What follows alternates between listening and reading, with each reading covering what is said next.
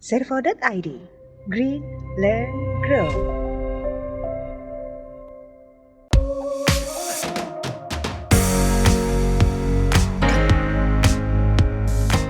Panorama itu satu dari sedikit perusahaan di Indonesia yang sekarang udah usianya 50 tahun ya. Awalnya sih di tahun 70-an itu didirikan oleh Pak Adi Tirta Wisata. Pada waktu tahun 70-an masih family business, Moms and Dads Company. Dan Pak Adi ini sekolahnya di Bogor. Lalu dia itu aktif di ekstrakurikuler kepanduan. Nah, maka sesudah lulus dia berusaha untuk reuni. Nah, masalahnya kan semua udah lulus itu udah nyebar dari Bogor ke seluruh Jawa kan. Maka dia berpikir reuninya dari Bogor lewat Jakarta, Bandung, Semarang, Surabaya, akhirnya berujung di Bali. Nah, mulai dari beberapa gelintir orang di Bogor, nambah, akhirnya sampai di Bali itu 200-an orang. Nah, dari situ mulai muncul inspirasi untuk membuka travel agent. Nah, itu sebabnya buka Panorama. Dan ada satu cerita lagi bahwa dia usahanya pada waktu itu adalah beca. Maka di kantor Panorama juga masih ada itu beca. Dan dia bermimpi untuk beca ini suatu saat menjadi bis. Nah, kejadian tuh. Bis dicicil lalu digunakan untuk mengantar wisatawan mancanegara, maka akhirnya Panorama berkembang menjadi travel agent yang melayani wisatawan mancanegara. Kemudian sesudah semakin berkembang, masuk generasi kedua. Generasi kedua masuk, dan pada saat itu Panorama udah mempunyai 4 pilar. Pilar inbound, pilar transportasi, dan tentu nggak lengkap kalau nggak bikin travel itu untuk perjalanan wisatawan dalam negeri, domestik dan ke luar negeri. Maka dibangun pilar outbound, tambah satu lagi MICE, Meeting Incentive Convention Exhibition. Jadilah Panorama Media sebagai salah satu pilar MICE. Dan MICE ini diantaranya adalah exhibition dan event organizer. Nah, salah satu dari 4 sektor yang di exhibition itu adalah franchise. Ada building, ada Indonesia Comic Con, dan juga ada coffee. Nah, FLAY ini khusus untuk bisnis. Untuk bisnis franchise, bisnis license, business opportunity, dan distribusi, reseller. Ya itulah, dari Panorama sampai akhirnya keluar FLAY itu adalah cerita panjang dan itu dicapai dalam 50 tahun. Oke, kalau kita bicara franchise ada 2 sisi ya. Sisi pertama, franchise itu sebagai ukuran dari perkembangan ekonomi. Banyak sekali franchise baik di negara maju maupun negara menengah, tergantung dari kalau di negara maju mereka mengandalkan kapitalisme, jadi berarti franchise itu datang sebagai usaha-usaha besar. Tapi kalau negara-negara berkembang, kan kemampuan ekonomi juga masih kurang. Jadi mereka lebih banyak mengandalkan franchise-franchise dari usaha menengah, usaha kecil, dan usaha mikro. Sebetulnya nggak ada yang salah ya, karena urusannya adalah seberapa jauh mereka itu berani mengambil risiko. Kalau di perusahaan besar, tentu resikonya lebih besar. Apalagi kalau perusahaan itu adalah perusahaan startup, kan resikonya juga lebih besar karena mereka harus membangun perusahaan secepat mungkin untuk mendapatkan market share. Tapi perusahaan masih berugi. Nah, maka kalau resikonya mau ambil yang lebih berhati-hati, tentu otomatis pilihannya adalah franchise. Kenapa franchise? Karena franchise itu adalah cloning dari usaha yang sudah ada track record suksesnya. Dan franchisor itu bertindak sebagai franchisee, menolong dari franchisee untuk mengembangkan usaha. Kan bisnis modelnya sama, kemudian key success factor-nya sama, yang beda cuma teritori.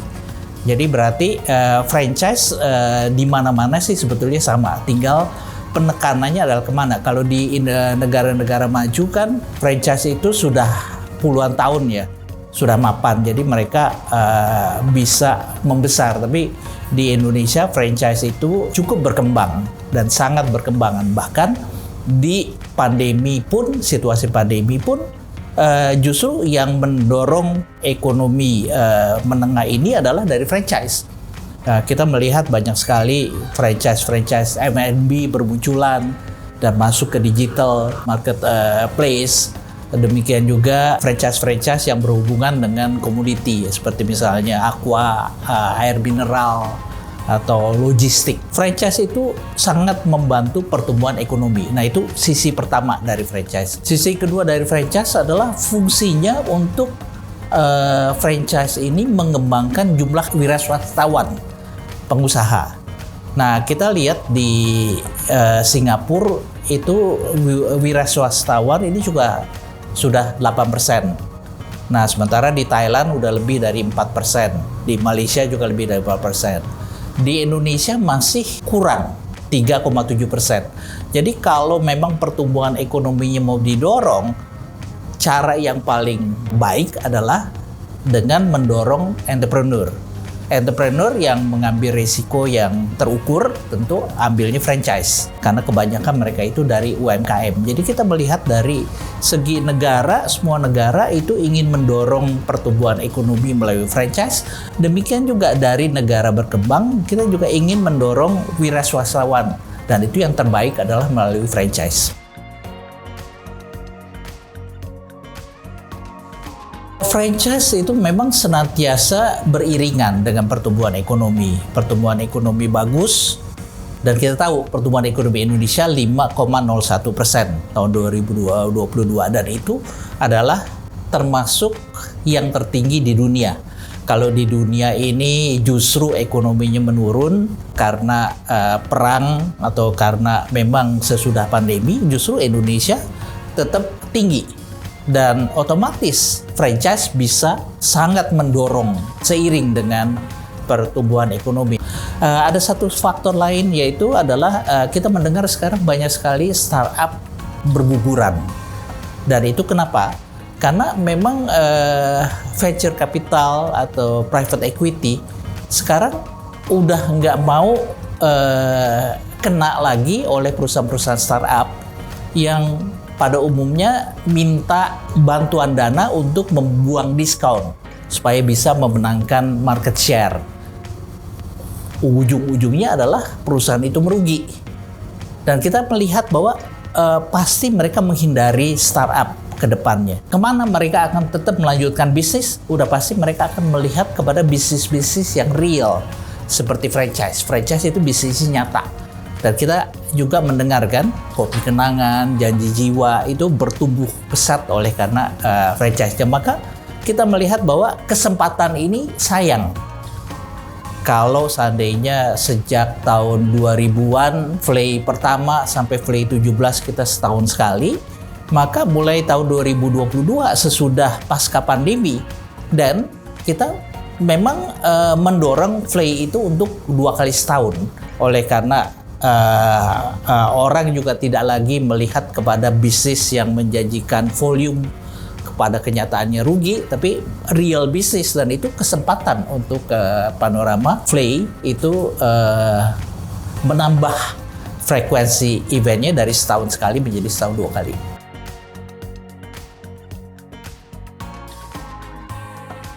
Oke, ekonomi kreatif di Indonesia itu baru mulai mendapat perhatian beberapa tahun terakhir ini. Awalnya itu dengan adanya Badan Ekonomi Kreatif ya, Bekraf ya. Kemudian dipindahkan masuk ke dalam Kementerian Ekonomi Kreatif. Ada 17 subsektor dari ekonomi kreatif ya. Pada prinsipnya mereka ini adalah artis. Mereka ekonomi kreatif adalah ekonomi yang didorong oleh kemampuan berkreasi dari orang-orang, baik orang film, orang gaming, komputer segala macam, atau musik ya. Itu tentu otomatis sebagai artis mereka fokus kepada mengembangkan keartisannya, kreativitasnya. Ekosistemnya bukan hanya artis, tapi harus ada event organizer untuk bisa membantu dalam mengembangkan. Tetapi kalau kita bicara ekonomi kreatif di Indonesia, ini kan masih perkara baru. Ada juga supporting yang lain yang dibutuhkan. Misalnya, kan sekarang zamannya udah digital, tentu teknologi menjadi penting. Atau ketika kita bicara ekonomi kreatif, yang penting adalah hak cipta. Maka secara hukum kita juga membutuhkan aturan hukum yang mendorong perlindungan hak cipta. Demikian juga kita perlu dukungan dari pemerintah supaya regulasi dan ekosistem dari industri kreatif ini dijaga. Jadi kesempatan lah ketika pemerintah itu mendorong industri kreatif ini, karena Indonesia boleh dibilang punya kreativitas bukan hanya dari segi kuliner, dari segi musik, dari segi pengembangan program gaming, banyak sekali. Itu kan kesempatan yang besar buat Indonesia untuk menggali lebih lanjut dari industri ini sebagaimana di Amerika. Ya, sebagaimana kita lihat dari Jepang, J-pop masuk, Korea, K-pop. Nah, itu semua menjadi budaya. Nah, kita tentu otomatis banyak sekali untuk industri kreatif seperti Disney atau seperti BTS, seperti Pokemon. Nah, itu kan semuanya adalah hal-hal yang nyata. Ada musik, ada gaming, ada anime. Nah, itu banyak sekali yang bisa digali oleh Indonesia. Saya pikir kesempatan untuk event organizer untuk bersama-sama dengan para artis yang berkreasi itu membangun ekosistem dari industri kreatif Indonesia. Event organizer sebetulnya yang penting adalah passion. Oleh karena kalau nggak ada passion, bagaimana event itu menjadi menarik? Nah, sehingga dengan demikian yang dibutuhkan itu adalah key success factor-nya adalah bagaimana kreativitas itu muncul, ada fun di situ ya, dan itu menjadi kunci untuk keberhasilan dari event organizer. Semua bisnis model itu berangkat dari pengalaman. Pengalaman yang tentu dibentuk oleh tantangan dan solusi-solusi yang ditemukan. Nah, ketika sudah ketemu dan itu terbukti sukses, tentu bisnis model ini dikembangkan supaya bisa dipakai oleh generasi penerus atau franchisee untuk bisa mengembangkan bisnis. Jadi kita akan melihat kepada bisnis model itu akan dibuat secara tertulis.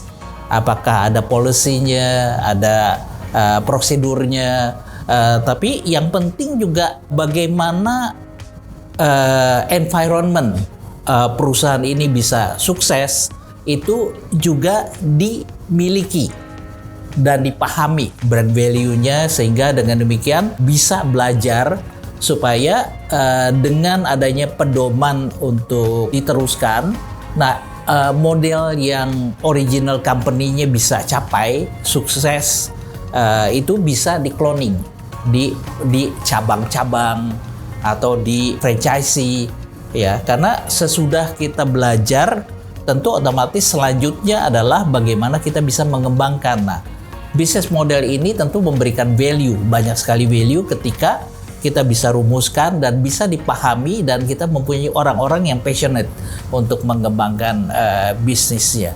Bukan hanya untuk menambah unit dari franchise, atau mungkin juga mereka masuk kepada teritori baru, bahkan mungkin berkembang ke seluruh Indonesia, bahkan mungkin juga kan ke regional.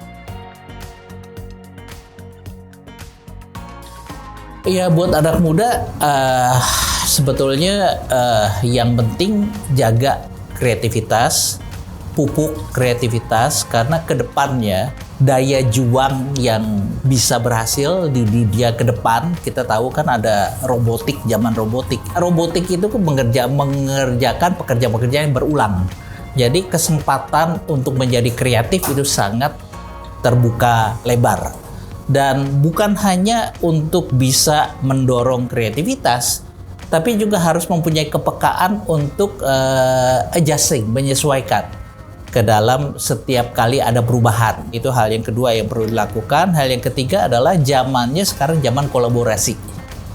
Jangan semuanya dikerjakan sendiri, kita membutuhkan tim yang kita bisa tularkan passion kita, sehingga tim itu boleh bekerja bersama-sama, mempunyai rasa memiliki. Dengan demikian maka kita juga nggak usah khawatir akan kompetisi, kita juga akan mampu kompetisi asal kita juga mempunyai pemikiran yang efisien, karena dunia itu semakin kompetitif. Saya kira 4 hal itu yang perlu dilakukan untuk anak muda.